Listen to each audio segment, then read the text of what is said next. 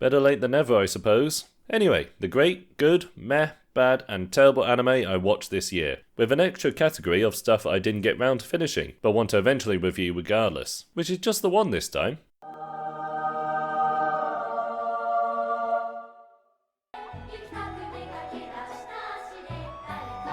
After 10 years, Attack on Titan is over. The scale of the first season was huge, the very last of humanity surviving against regenerating giants in colossal walls after they get breached.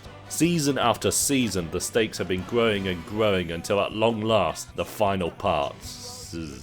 With the mystery of the basement solved, it becomes a story of two nations with the power of titans, both eyeing each other as an existential threat, while other factions intend to use this power for their own ends. Good grief, I need to make an entire video on the whole of Attack on Titan someday. But keeping it to these last two episodes, the scale is beyond massive. The sheer brutality of the rumbling is fully shown, with remarkable imagery. The final fight was truly grandiose, and the final mystery surrounding Ymir was satisfyingly resolved. Quite simply, an epic and satisfying conclusion to such a massive anime. Oh, and yes, it actually had an attack on a titan. The title was finally grammatically correct. Perhaps the most apt title of any anime this year. A vibrant and downright beautiful island that is packed with terrifying creatures that will slaughter anyone who comes. Like this unique world, the characters are just as vibrant as they all bring across a smorgasbord of interesting personalities and goals. In short, the story is about a group of prisoners, each escorted by a samurai to a dangerous island, in order to find the elixir of immortality. When they arrive, however, it becomes a brutal battle to simply survive. You could not ask for a better portrayal of hell, with fantastic action to match. Ah, Demon Slayer, the anime that can reliably keep banging out, well, absolute bangers. Following up the powerful battle in the entertainment district was gonna be tough. More so when you realise this season's here to set up the final climactic fight between the ultimate demons. I can gladly say, however, Demon Slayer continues to live up to the hype. The action and uniqueness of the demons is on point throughout the show, but more than that, one scene in particular elevated this season, a truly gut-punching scene, leaving you utterly speechless. I of course refer to the death of the vase guy. Just thinking about how his eye began to vanish gets me every time. Alright, fine, it ain't that, but I ain't gonna spoil the real scene, even with what happened straight afterwards. All in all, Demon Slayer the Swordsmith arc is great.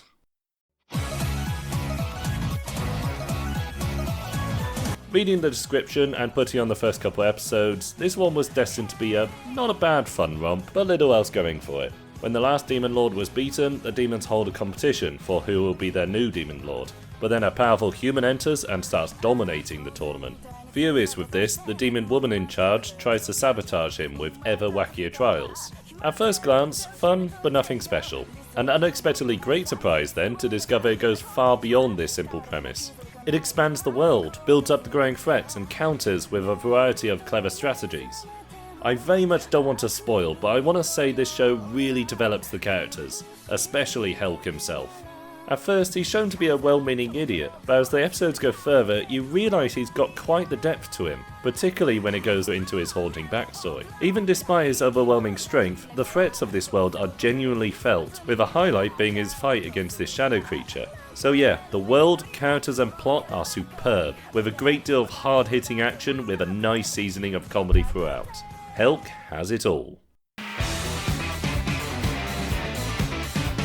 No recap or montage, this season's gone straight into business. They even threw in a whole new guy out of nowhere, who everyone was already introduced to, which was really jarring. Supposedly he came from some random spin-off episode no one watched. But hey, he was great fun, and a good fit into the group. And great fun is exactly what Dot Stone has been and continues to be. More so, the mystery of the petrification beam is explored, with a massive end goal the characters must advance towards. So if you're a fan of Dr. Stone, and I'm assuming there are many of you, this season's boldly carrying on the fun inventiveness.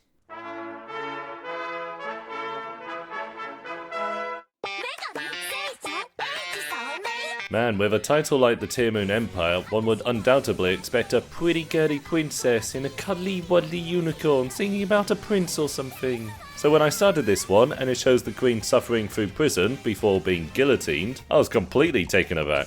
Marie Antoinette, Mia, suddenly goes back in time to when she was a kid so she can improve France, the Tearmoon Empire, to avoid the revolution. The revolution.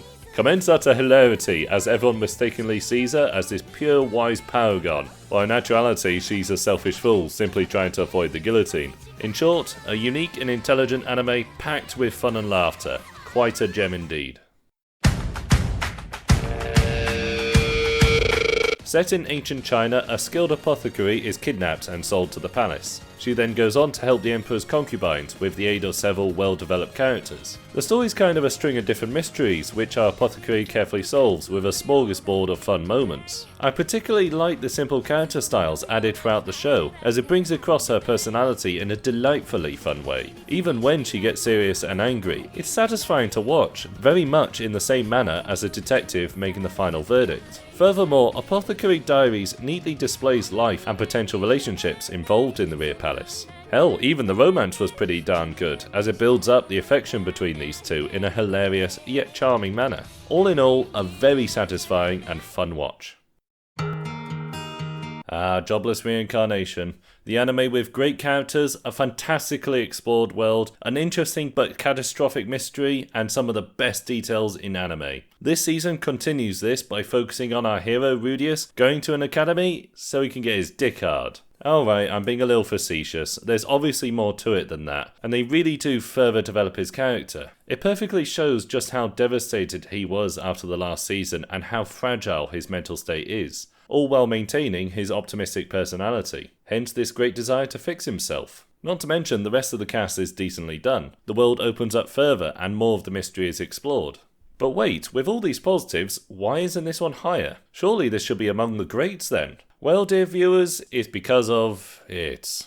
I hinted at it in my last review, but good grief is this one scene horrendously terrible. Quick breakdown, Rudius goes to buy a young slave, so Lenny of Mice and Men here can make figurines for his own amusement. Already catastrophic for his character, but it gets worse. When there he gleefully looks at a catalogue of slaves before finding a young starving dwarf girl. He then asks her whether she wants to die, preparing to strangle her there and then. When she says she doesn't want to die, he says, "Good enough," and buys her for Lenny, without any care about what happens to her. I was genuinely terrified this idiot with uncontrollable strength was gonna stroke the puppy too hard. So yeah, truly abysmal character writing, which somehow overshadows the whole sudden slavery aspect. Thankfully, I heard this was more so an adaptation fail, where each of these points were addressed and dampened. So at least this horrendous character assassination was not an intentional direction of the writer. And at least they later mention Xanobar nicely cared for her. Just try and ignore what happened here and it remains a damn good show. And now for the complete opposite of a methodical, in-depth, character-rich story. Record of Ragnarok. Oh, it's incredibly dumb, with little going on character-wise, or plot-wise, or world-building-wise, or anything remotely meaningful-wise. The story is simply a massive one-on-one brawl between gods and humans, with exactly the same routine. Introduction, fisticuffs, build-up, backstory, giant clash, repeat. The finest of anime provides a sophisticated gourmet dish of the highest class of foods, presented with the most intricate of care. Record of Ragnarok slams a giant block of steak onto the table with no apology whatsoever. It's got ludicrous climactic fights and naught else. So if you're in the mood to simply sit back and enjoy over-the-top mindless action, knock yourself out. Almost glossed over this one when it came out. In my defense, the title has all the energy of a dying slug listening to a TED talk on tax reform. The description was the most blandest rendition of the first episode possible, and the poster was a slapdash splatter of things, none of which draws the eye. That in itself is weird, as there are far better posters out there for this. So let me just... there we are. With that out the way, this anime is about a girl suddenly gaining the ability to teleport between our world and a fantasy world. With this incredible power, she sets out to make lots of money. With zero subtlety whatsoever, she maneuvers her way into a noble's family, gets a gun, sets up a shop selling modern tat, overdoes a noblewoman's coming of age party, and a whole bunch more. Quite simply, this one's a fun romp almost anyone can enjoy.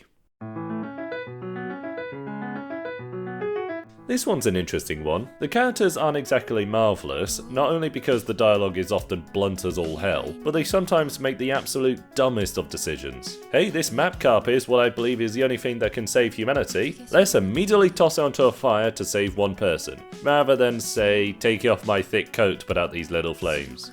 The one-eyed, hook-handed, henchman-killing villain perhaps takes the cake for this one. Geez, he actually gives Man of Steel Zod a run for his money. The foundation has to be built on something. Even your father recognized that.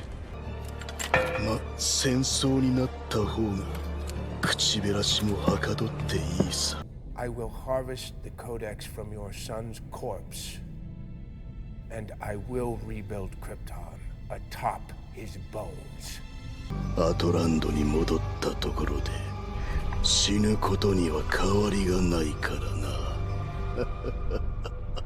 Also, I love how Cat Ears has surrendered at least 3 times now. I guess that's kind of a thing. Despite all of this, I still highly recommend this one. The vast and unique world is clearly the main draw here. Not only is it simply gorgeous to look at, it has a truly mysterious nature to it that is built up very well.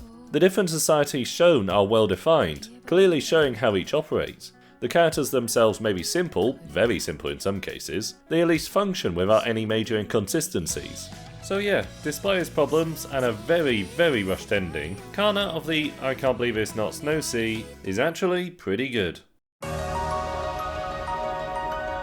Did not expect this one to get a second season, mainly because of how dull and repetitive the first season got. A whole bunch of girls with different abilities trained to become spies under the best spy in the world, whose way of teaching is to challenge them to beat him before a very dangerous mission.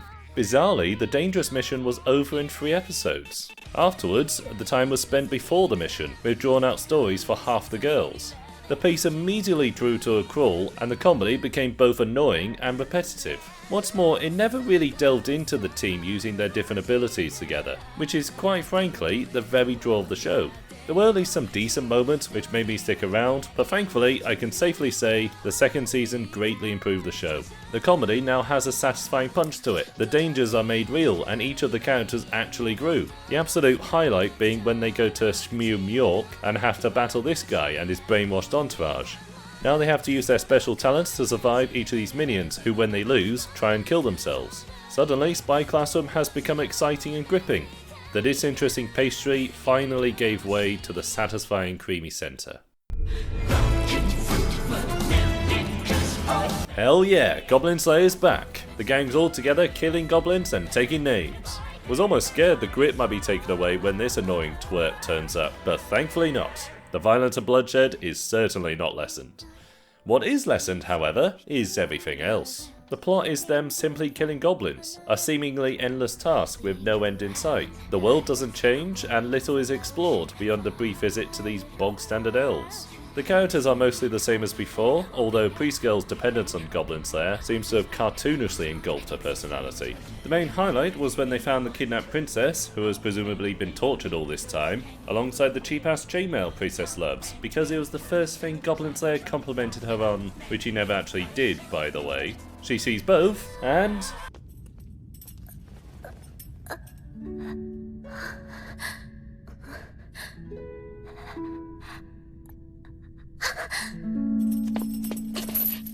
I laughed my arse off when she looked at both and immediately stepped over the horribly injured victim to grab her cheap armour. A true D&D player indeed.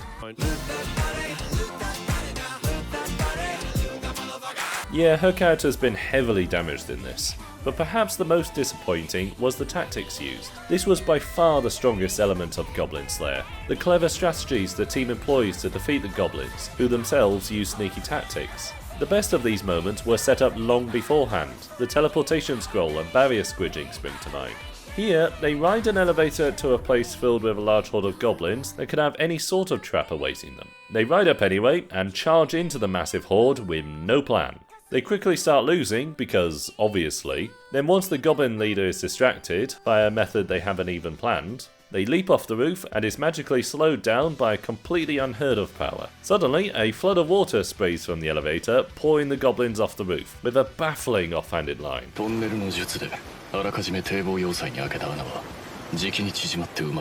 Even putting aside how water is suddenly flowing up onto a roof of a tall fortress, not a single element of this was set up, and it made the whole team look like suicidal morons. The fight with the demon hand was better, but stepping outside into a whole army of goblins, my first thought was to back up and hold the door they just passed through. Not just stand there and accept their fate.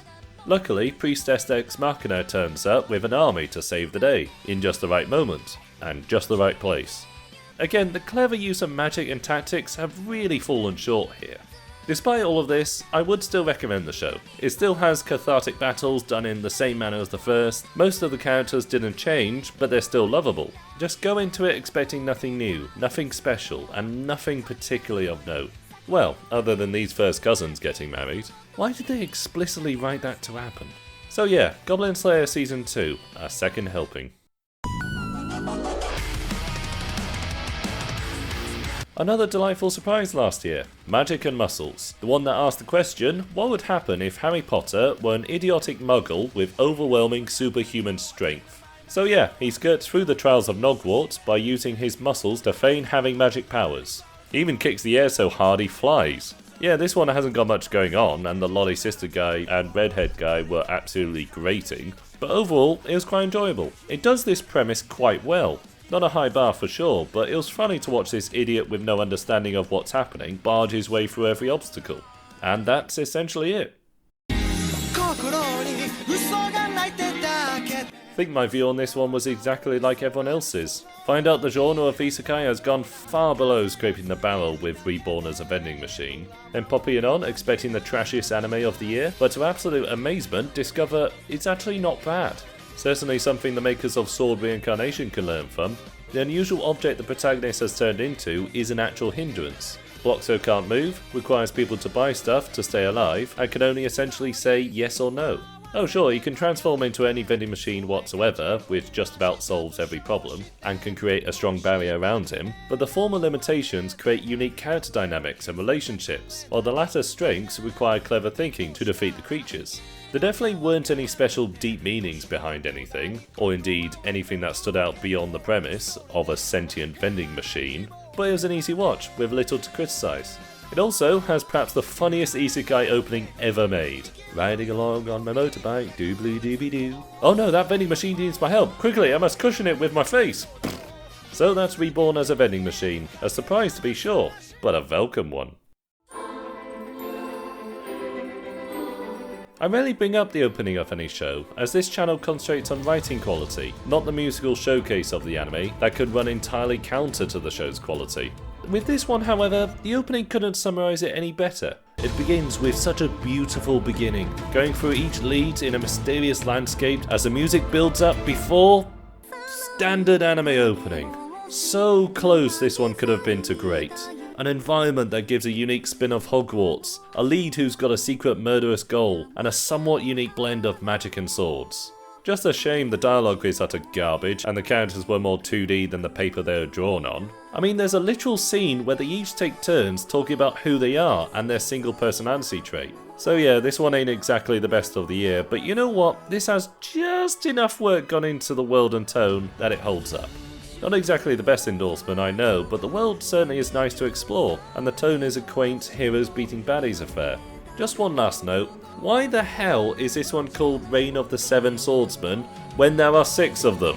Where did you learn to count? So yeah, this one has some potential in the future, and you could certainly do worse. Almost forgot this one existed when I came to writing the script, but hey, it was a bit of fun while it lasted. A reincarnated woman lacking any magic dreams of flying, so invents all kinds of contraptions to get her up. She then partners with a magically gifted, not so intelligent woman, and that's it. Yeah, it's not exactly building some grand epic or anything, it's just a simple, light-hearted comedy where most of the time the jokes are just how brazen the princess is. Just wish they didn't break up this light-hearted tone by having the dumb lady cry about her feelings all the time, and the whole waffle about the succession. It's like the anime's torn between a goofy light-hearted comedy and a medieval succession dispute with all the depth of a paddling pool. Oh no, after the first heir disinherited her right to the throne, it left the prince to inherit. He, however, believes he won't have enough support to legitimize his legitimacy, so he tries to become a monster to become legitimate. Also, so he can inspire equality? Yeah, I have no idea what they're going for there. It's like he declares a coup against himself. But perhaps the most jarring moment was when the prince rips out the heart of this vampire lady to become that very monster. She survived, by the way, and later was buddy-buddy with him as he received essentially no punishment whatsoever. Just downright bizarre. All Bart has to do is apologize and we get a free trip to Australia? Overall, however, Reincarnated Princess and Genius Lady blah-de-blah-de-blah-de-blah was quite an enjoyable experience, even despite its poor attempts at seriousness.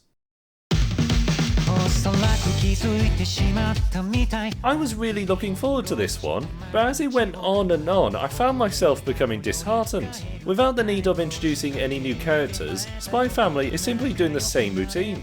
Only this time, not an ounce of progress is made acquiring stars. The very thing the plot centres around is still 1 star, 1 bolt.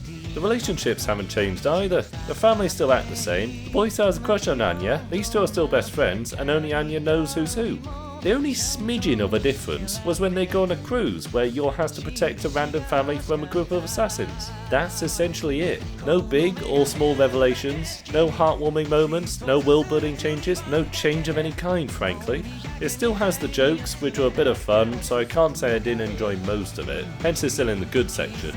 I, however, will be expecting any kind of change going forward, as otherwise, Spy Family will be dropped as fast as Yor drops assassins. Although I wouldn't exactly call it finished. Bit late to the party with this one, though I knew it was popular and expected it to be well made. The moment I read it was a slow journey of an ageless elf eventually coming to terms that everyone around her will grow old and die, it wasn't something that made me burst onto the scene demanding I see it. For what it's worth, I've watched 3 episodes and so far, it's fine. I like to see how she gets developed. I like to see more of the world, particularly the different societies and how different cultures evolve. No idea if any of this will happen, or happen in an intelligent or engaging way, but judging from these starting episodes, I feel confident. So yeah, these episodes have excellently set up the central theme of the show, the long, lingering, slow tone of the main character's eventual inclusion into human society. Alright, the very, very slow pace ain't gonna be for everyone, but that's okay. The anime wants to purely focus on this central theme, and that's fine. In fact, more than fine, more anime should do that. So for now, you can be assured I'm very much looking forward to see where this goes. Well, that depends what's on. What now? Nothing good. She's a little shy, so give her a hand when she comes out. Wow, she really is shy. Bunch of goody two-shoe heroes fight villains who want to spread misery. Yeah, not aiming for the stars this one. The main character, Shy, is shy. And she manages to save civilians infected by these misery rings, in a kind of, I believe in you kind of way. Also really long stretches of dullness between. The sappiness peaks when the drunk Russian goes investigates her orphanage, and discovers her mom is now one of the corrupted villains. After several drawn out episodes, they finally find the words to say they truly love each other. So while I can't find any major faults with this one, I can't for the life of me say any of it was good. A truly bland show to start off the meh list. Stop eating my sesame cake! Wow, I really ruffled some feathers with this one. Truth be told, I don't hate Eminence in Shadow. Yes, it's an absolute mess with no clear path forward, filled with poorly written characters so gargantuanly numerous I literally lost track of who's who. Meanwhile, the tone was so cartoonishly sloppy it was like The Great Pretender intercut with Monster. So I'd be remiss if I didn't acknowledge the bits, yes bits, that were well done. Him repeating the same line he stole, telling the Beast Girl to go hunt that random guy to distract her, and my personal favourite, him constantly eating biscuits as the third princess is spilling her heart out. Now that is what the show should be. A light-hearted, hilarious romp about our hero doing stupid, inconsiderate stuff while everyone else treats him as this perfect deity. It's not the miserable tragedies or the convoluted plots people are here to see. Had they done this show where Shadow and the group didn't kill anybody and the tone was much, much lighter, it would have been a lot better. I think this might be the first anime where I actually feel bad for the bandits. I did hear the manga better handled the tone by showing how warped and insane the protagonist is, but like a film to a book, anime should stand alone without their source. As it stands, Eminence in Shadow does no justice to its awesome premise and could have been a lot better. And then you had to just go and ruin the ride. Something else that was disappointing. Was hoping for balls to the wall fun comedy with Zom 100, as it was filled with colour, vibrancy, and the premise was about a fun protagonist gaining fulfillments. Knowing all this, it was bizarre to discover how depressing it was. Even outside of the intro that shows how miserable the main character is and how suicide-inducing Japanese companies can be, there are some truly bleak moments. Kind of puts a dampener on the whole thing when all the niceties of the show get devoured. What is happening? Dead Mount Deathplay. The anime I gave a very short but quite positive review of, as I found the dumb carnage of the setting and characters very entertaining. Alas, the second part seems to have done a Tokyo Ghoul, i.e. it kept throwing in more and more characters with ever increasing stakes without having the balls to kill any of them, meaning every interaction has to contrive pathetically stupid ways of breaking up the fights. Now with a cartoonish number of factions, the plot has become so completely unfocused and convoluted, it's nearly impossible to figure out what's happening. Honestly, if it lent into the sheer ridiculous carnage, it would have been fun, but most of the cast are way too serious for this setting. The detectives are out for revenge, a computer guy is being tortured, Samurai Cyborg never cracks a smile, and of course, Corpse God remains dour as usual. Not to mention the setting's just downright dreary, with little colour at all. Thank goodness for Solitaire. His vibrancy, brazen attitude and wacky decisions in the face of knowing absolutely nothing brings a much desired levity back to the show. Looking back, he was very much the one holding the entire show up. Had the perspective been him trying to piece together what's happening in a ludicrous manner, or hell, from the detectives in a serious manner, or even, now get this, Corpse God and gang from a ludicrously overpowered but comedic way.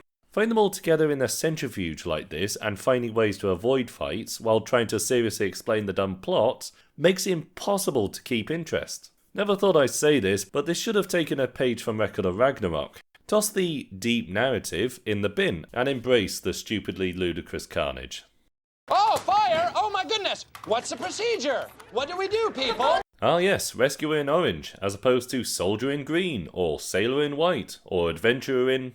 Well anyway, this one's about a decent firefighter with an actual personality, working alongside a guy devoid of emotion, who the anime portrays as the epitome of firefighters. Gave up on this one during the first actual mission, when Diego dislocates his arm to squeeze beneath a collapsed pillar, which they can't lift up because the floor's suddenly collapsing. All to rescue a chef who ran into an inferno to rescue his sauce.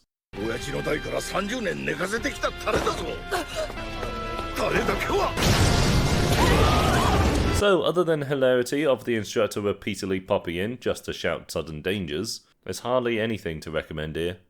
Why are you so hysterical? Do you understand life? Shy Woman moves in with awkward powerful mage, and they go on to not confess their love for each other. Also some really annoying side characters. Don't think I smiled once at this one, let alone laughed, but I ended up watching 7 episodes of it, as one watches daytime television, slumped on the sofa without care for quality or meaning or anything really. Nothing overtly bad here, but nothing approaching good either. May find the Holy Grail in the castle of... Man, this one was convoluted. In a world with giant monsters, strong warriors fight them using a power to merge with priestesses. Fine so far. An escaped clone priestess meets a lone warrior who has an expanding boomerang staff. Bit shaky, but okay. She accidentally turned a couple soldiers to ash in her escape, who are never mentioned again, and they travel on a hover sci-fi ship where they can't fly over anything. They reach a random furry village, a rock person village, and a horny village. And I'm lost. Got no clue where they're going, or why others join them, or what the point of any of this is. Also, there's a girl with a cat on her head who later telepathically speaks with other animal-headed girls, who go nya, and woof, and roar a lot. Yeah, that joke never got old the 1,000 times it was repeated. Nope, never. Honestly surprised I wasted 9 episodes on this nonsense. And here comes the Honda. Oh, no! Bit of a personal take, but I've never really gotten into sports anime before. Racing being very much one of them. But hey, this one had the chance to bring me into the realm. An underdog racing team with an alright driver doing what they can to achieve their dream. And all framed with a plucky photographer. Not a bad premise at all. I think the moment I soured on Overtake, creative name by the way, was when our protagonist watched this young lad lose and tear up in private. He then took a photo and shared it round. Probably what most journalists would do for sure, but to my eyes, it's so scummy I couldn't relate to him. The anime then goes on to show just how little our guy knows of the industry he's supposedly been in for years, as they try to raise money and fame. For better or worse, they definitely focused on the characters rather than the racing, but alas, the characters just are not interesting enough. In a world where all cars are environmentally friendly, all but one race has vanished. A dark, desolate world. So in this crazy world, a Japanese-British guy comes to Japan to compete and... Oh, sorry, this guy was so utterly bland I nearly dropped off there. So he starts in 86th place, but he's so incredibly awesome at driving, he overtakes all the supercars with his Toyota. The thing is, having a protagonist be the absolute fastest and yet most blandest driver ever is not exciting in any way. Also, don't care at all about this woman who is secretly involved with MFG. Her disguise, by the way, is hair dye. This isn't even Superman putting on his glasses. She's the exact same woman, but with a different outfit. How did I get here? The end. Well, joke's on me, because I asked. Seriously, who the hell will even watch this? Well, for all that it matters, it's a story where the Justice League turn into teenagers with lesser powers and end up in Remnant. Although not Remnant, as it's some kind of holodeck thing where utter nonsense happens. Also, Batman has bat wings, and I've no clue who this kid playing Green Lantern is supposed to be. Honestly, that's the best summary you can get, as this is all such a bizarre clutter of insanity, it honestly makes Ice Queendom look coherent. But that doesn't matter, does it? Warner Brothers bought Rooster Teeth and combined both their shows in some stupendously delusional hope of marrying both fandoms. The thing is, the RWBY fans will be confused seeing Remnant glitch and change with no connection to anything that's been happening in the series, and that's without the other universe of characters thrown in. Meanwhile, the Justice League fans will be utterly bewildered. Immediately they'll be introduced to a teenage non-flying Superman fighting some Black Griffin thing alongside random teenagers with reference events and histories they have no dithering clue about. Perhaps if Warner merges with Paramount, then we can expect Team RWBY and the Justice League joining the Avatar in his universe. For what it's worth, this thing can't be loved nor hated. It's kind of just there, doing its own thing. Perhaps just as bizarrely, this is part 1 of 3. So I guess Warner Brothers tripled down before even thinking whether this gamble would pay off. All in. But you didn't even look at your cards. Yes. Read them and weep. And then tell me what they are. Snake eyes. Sorry. Ah. Now, I don't imagine anyone west of Ree would have much interest in adventures. Started off well with a powerful hero king reincarnating as a woman who only wants to fight and nothing else. It was setting up to be a light-hearted comedic adventure through the world, with an overarching group of villains in the sky. A few episodes in, however, they ditch all that, go to a bog-standard academy, and simply do the most cringy, predictable jokes ever.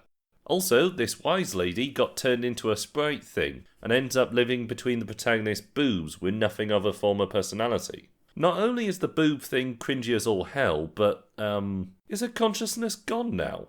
That's kind of disturbing. Let's play more video games! I thought I liked this. The first season was pretty good after all, but this is, well, that again. Simply more of the same with no end goal, no mission, and nothing new or worth fighting for. Oh, but now everyone's getting a pet. Lord, it's a miracle! We've already seen her gain ridiculous abilities and overpower boss battles and tournaments. We needed something new here to actually progress the story and, add stakes. The game devs could have made her the poster board for their badly made game, could have added glitches and rushed patches the players have to contend with. Bugs everywhere. Perhaps a broken game economy, or exploiters, or speedrunners. They could have even recreated the famous Blood Plague in WoW. Except no, they're just playing the game as they did before, and in the exact same way. It honestly makes the stakes of Girls and Panzer Das finale look like Bring the Ring to Mount Doom. Like, am I going to learn about bears? And they were like, no, this is a university for bears. And then I looked around, and sure enough, everyone else was a bear. Good grief, what has my life come to? I see the picture of this thing, I continue to read the title of this thing, I then read the description of this thing, and despite all that, I continue to watch this thing. Stopped around 5 episodes in when my dignity broke the surface of my drunken haze. I then proceed to forget all about this thing. Fast forward to April, when I looked at this and thought, I don't remember anything of the first season. I vaguely remember watching it, so I wonder if I enjoyed it. I then proceed to watch the sequel to this thing, and the cycle repeated. Only this time I gave up 3.5 episodes in. Yeah, obviously Kuma Kuma Kuma Bear, or Bear Bear Bear Bear Bear, is for little baby wabies, but hey, so is Bluey, and adults can watch that show as well. Stuff for the kiddies don't need to be unimaginative, bland and repetitive is what I'm saying. They can actually be good. Crazy, I know. Each episode of this is Bear Girl encountering a problem and immediately solving it with her bear powers, with no cost and no lessons learned. Disgraced Samurai joins a group of expert assassin misfits who kill evil people. That's it. Once you understand this, there's nothing else to look forward to or expect. For once, I want a show like this, but the whole group are utterly incompetent and have to bumble their way forward. Alas, we got Revenger, a dull show constantly repeating how murder is wrong, despite depicting the targets as cartoonishly evil, and proudly displaying the ludicrously over-the-top assassinations. Despite this, however, it takes itself way too seriously, with barely any joke throughout the entire show. Can't take it seriously, nor enjoy it. You have no idea where you're going, do you? Turns out, watching a pair of teenagers aimlessly wander from place to place, with little clue or direction of what they want, where they're going, or why, isn't engaging. Oh, there's monsters they kill alright, but with a laser pistol and a death touch hand power thing, there's not any tension. They get scared, but there's no fear. You got these nightmarish creatures, and yet there's no stalking, no growing anticipation, no utter dread when they arrive. They just suddenly appear and they take it down.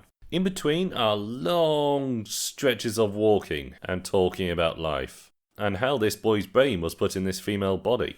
You'd think this anime would focus on the world around them and how people live, but brief interactions barely scratches the surface of how limited the actual exploration is. Oh yeah, and there's this weird lab plot where kids with powers start dying inside an enclosed facility, with all kinds of bizarre things happening. In short, this one was all mystery and little else. I was frozen. I think I know what people want to hear when they first wake up. Bathroom's that way.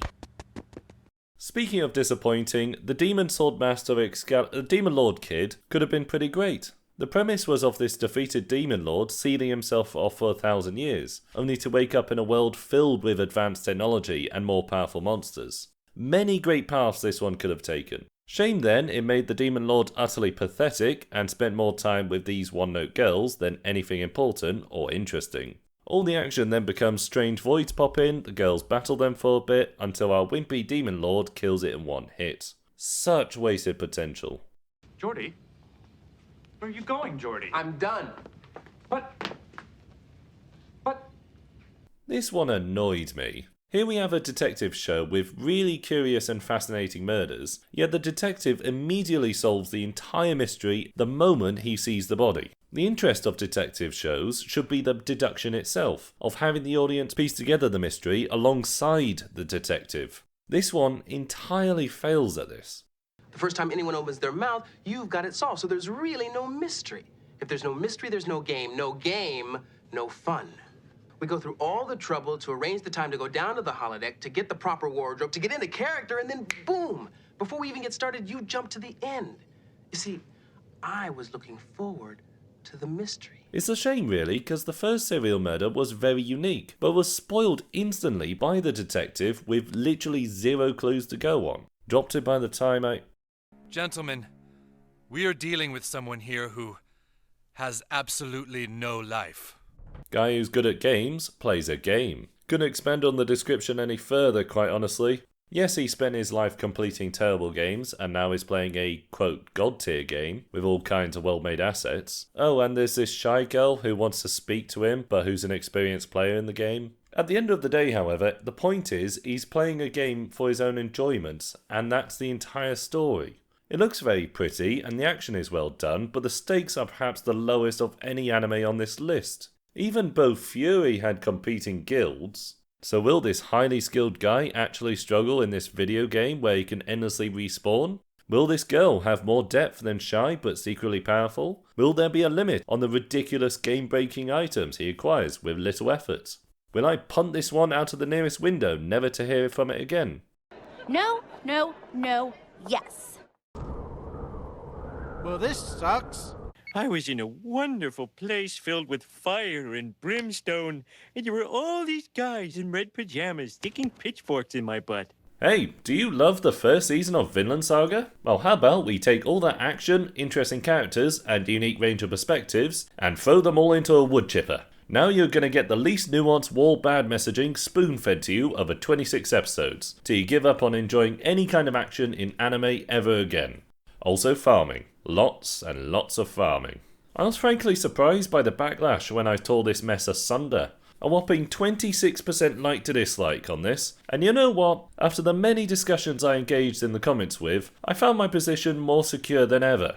Dull and meaningless was the title, and nearly everyone's immediate response was, hey, it was totally meaningful. So yeah, I think everyone's in agreement the action of this season can't remotely compare with the first. But what of that deep meaning? What kind of deep philosophical questions does it have to explore? Emphasis on explore, by the way, i.e. it looks into multiple perspectives and conflicting ideas. Well, this season bravely asks, should people go to war? And answers no, never, absolutely not. Congratulations, you have solved philosophy. Never does it once ask whether war can be justified, or the times when you should fight, or even why societies go to war in the first place. Nope, war bad, violence bad. Not a smattering of grey anywhere. I mean, hell, they literally have Thorfinn dream of his victims dragging him down to hell, where all warriors end up. Honestly makes Zack Snyder look subtle and nuanced. But maybe the deep meaning was in our hero and his journey through this season. Like how it skipped over his coming to terms with his loss of revenge and his anger at Knut, conveniently repressed his actions while also knowing he killed lots of people, never bothered getting back to Iceland using his impressive skills, instead choosing to remain a slave he somehow became, chose to avoid violence even at the expense of his friends, and then eventually learned it's best to flee from fight rather than helping those trying to bring peace, or even to defend others. While he does endeavour to bring those in need to a place beyond the Vikings' reach, he has absolutely zero answer if the Vikings do turn up. Furthermore, I wonder what this Thorfinn would have done in Askeladd's shoes at the end. Would he have killed one tyrant to save hundreds of thousands and install a far kinder ruler? Obviously, he would have buggered off, allowing many innocents to die to keep his own hands clean. That fact alone could possibly make Askeladd the murderer a morally superior character. I really do love to encourage discourse and debate, so comments below, do you want to reconcile how this season firmly repeats how violence is bad, despite the righteous act of the last season being utter violence? Funnily enough, a few weeks after that video, I watched a few episodes of Mew, an older anime but has an interesting premise. Not gonna lie, the pacing's all over the place, the story isn't exactly marvellous, and the dialogue is about as lackluster as Vinland Saga Season 2, I guess. What was interesting, however, was its message. War is definitely bad, but in this scenario, if the war was ended immediately, it would create more suffering, not less. The protagonists therefore commit to easing humanity and the demons reliant on warfare, and spur alternative ventures and societal understandings. Essentially, the goal of these haters of war isn't peace, but prosperity.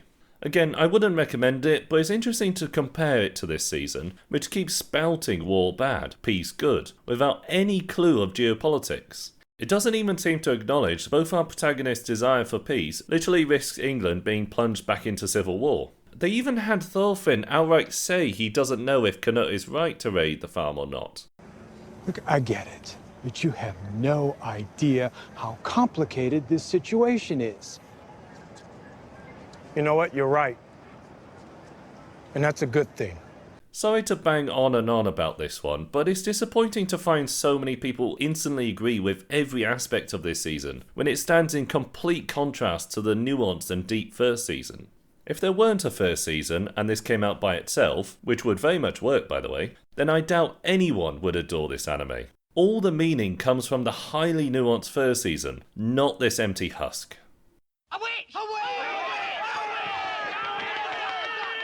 The first season had flat characters, an unexplored world, and a plot centered around safe duels inside a space academy for teenagers. But at least it had some grippy moments with an undeniable potential for more. This potential undoubtedly peaked with the battle at the end, where a couple of Terrans rock up and blast the place to bits, alongside an attempted assassination of Space President.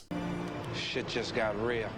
Unfortunately, the second season then has the same Terran terrorists join the somehow intact academy, going round in circles, leaving the plot to fall flat on its face. At last, we were free. Ah, Mako my day. Aha, now we got something. A savage sci-fi prison on an ice planet, accidentally unleashing nightmarish aliens unlike anything we've seen before. And now a naive guard and a hardened prisoner must work together to survive as carnage unfolds. I couldn't be more on board if I opposing Cluedo's broad in a board on board a board on board a board abroad. Just a shame the show itself wasn't. Barely 3 episodes in and it's moved on from the awesome prison fighting aliens towards whatever convoluted plot it was turning into. Dropped it soon after. Oh! First off, hate the word dude. Comes across as though a bunch of old guys tried to think of how the kids talk these days. The anime's about a guy who plays a game where he masters archery, kicking and potion making, then proceeds to do archery, kicking and potion making. That's it. Would have advanced to the mess section had there been a single character who did anything remotely interesting. Well, you never should have trusted me. I'm on drugs. Horrid animation, a nothing story, a world that is bizarre at best and unbuilt at worst, and hardly a character to be had anywhere. But hey, it's almost adorable in how bad it is. 4 people who've been betrayed form a team and learn to bond. Just add some weird moral decisions and that roughly sums up the show. What? Wake me when the show starts. It's already been on a while. Wake me when it's over. Nothing, absolutely nothing happened here. By far the dullest anime on this list. A young couple plays a dating game intending to comment on it, but finds it's real, so they set out to save the villainess.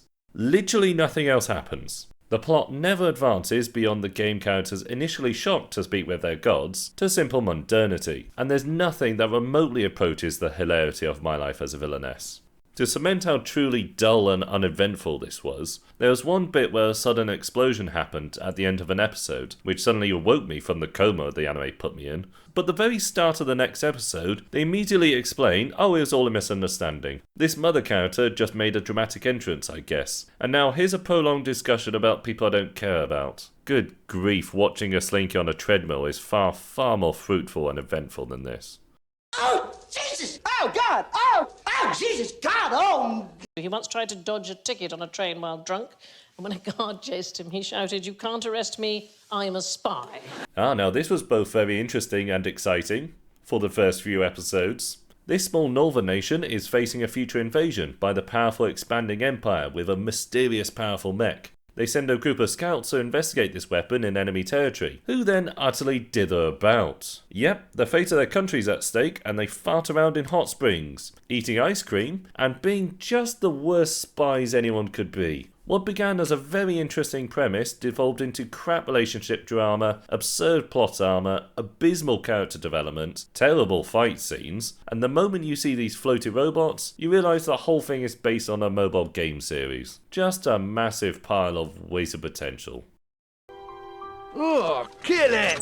Oh boy, this one sucks. A gaming anime that fails to adequately explain any of the rules, continuously threw in random bullshit abilities that broke every game, making every challenge won by whoever can pull out the largest cheat first. It then goes further by making every last character utterly insufferable in a lifeless bland world devoid of literally anything, with the stakes being, oh no, if this guy loses once, he'll leave the academy and the show ends. Afraid to say he did not, and the agonizing show just kept going and going. What did you do? I went for the head. And now, the absolute worst thing last year, and quite honestly, something that makes the final season of Game of Thrones look good. Where do I even start? Perhaps the absurd world, as it's the most glaring. So before now, the world of Remnant had clear rules and a distinct magic system. Plus it had a rather unique creator myth with a god of light and dark working together to create man, but through the actions of Salem trying to bring back her lover caused the near destruction of humanity. It was a very, very good creation story that this season completely undoes. Turns out the 2 gods used to be simple goats created by the tree, then after some evolving started making creatures of their own, which then caused conflict. But through some bollocks about love and patience, no really, balance was formed. They were then sent out to make their own worlds. So yeah, the excellent creation myth has been replaced with a tree did it. Something I didn't quite realise at the time, this means the gods were the first to introduce the concept of death rather than a similar rebirth cycle in the tree world, which doesn't make it a natural part of life, the very foundation of the original creation myth. Oh yeah, in this tree world, creatures don't die. They get sent to the tree to be reborn into something different to fulfill a specific purpose. Or not, actually, since the creatures of this world aren't fulfilling their roles perfectly, despite repeating this system since time started. Has there been a single grain of thought put into any aspect of this world? Ah well, it's all a reference to Alice in Wonderland, so nothing needs to make sense. Except in Alice in Wonderland, it was a dream. In the universe of RWBY, this is all real, and is far less subtle than any other fairy tale references in the show. Then again, Alice in Wonderland never had a clock tree that when its ticking fruit is picked, randomly sends the person back in time. Oh yeah, time travel's now a thing. Isn't that the most stable element to suddenly introduce in the 9th season of a show? So the world the season barely explores only gets more abysmal the more you think about it. Even the Alex in the Ever Afterland fairy tale doesn't make any sense. When Alex and Lewis arrive in this place, that's never explained by the way, they meet an older Jean and the cat, making a promise to the latter to bring it to their world. They meander for a bit till Alex poisons Jean, also never explained. The remaining 3 arrive back at the portal to their world. Lewis goes through, but Alex has a sudden change of heart and refuses to bring the cat with her. Again, not explained. It then murders her, presumably really horribly, and in that moment she made a magic wish to make Jean young again.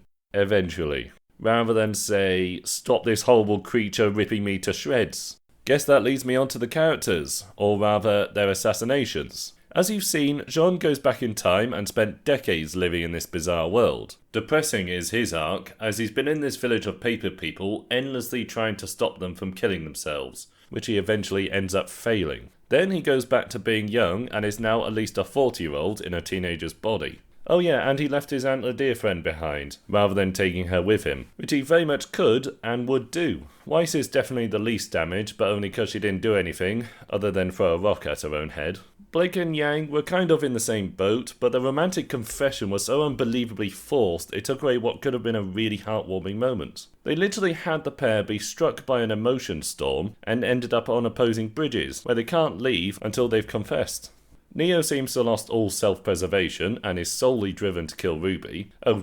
Force her to go to the tree by her own choice where she could be changed into something else, which could be a better version of herself for all she knows. So her motive's confusing, but Neo was more of a character than pure vindictiveness. She had self-preservation and worked for her own ends. Not to mention, she felt a strong grudge to Cinder as well as Ruby, especially after Cinder betrayed her. So she wouldn't have given up on life the moment she got her revenge, and allowed the cat to possess her. Oh yeah, that was a thing that happened.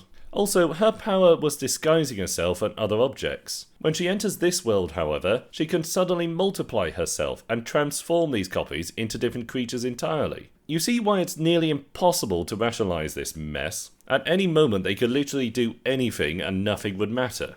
Lastly, there's Ruby, the plucky, optimistic leader who isn't the smartest and is certainly naive, but one to have been shown time and time again to support others and keep moving forward in the darkest of moments. This season had her be entirely pessimistic, give away the sword belonging to a dead friend, give up on defending her friends, bitterly shout at them for no reason, and worst of all, she effectively committed suicide. It's like the new writers detested the character and wrote her to be an entire reversal of everything she is. By itself, it is an utter catastrophe. Being part of the Decent RWBY series, it feels like an outright attempt to murder the show. The only positive thing I can say about it is that it can be skipped. They fall down the portal and suddenly end up in Vacuo, minus Neo, and those other people who fell. So hopefully this absolute shambles can fade into the void where it belongs. And there we have it, a whopping 46 anime with a wide selection of quality and muck. A successful return of some big hitters, a mundane return for others, and a couple terrible disappointments. Then you got the brand new gems, the nice looking rocks, and the lumps of crap. Oh yeah, and the stuff that'll be forgotten within a month. Certainly a wide mix, but despite what it looks like, there's definitely an improvement this year. Most notably, far less isekai and video game anime. On the isekai front, only 8 spring to mind, none of which had a dense bloke arriving in a bog-standard fantasy world, join a guild in a circular city, and set out to form a harem, leaving the eventual demon lord to wait for eternity. For video games, only 3, all of which failed to achieve any popularity as there was nothing beyond the characters playing these video games. So take heart, we might be on the verge of anime studios actually making creative and unique stories, rather than continuously churning out the same formula again and again. So yeah, I kind of feel optimistic for 2024 and the years beyond.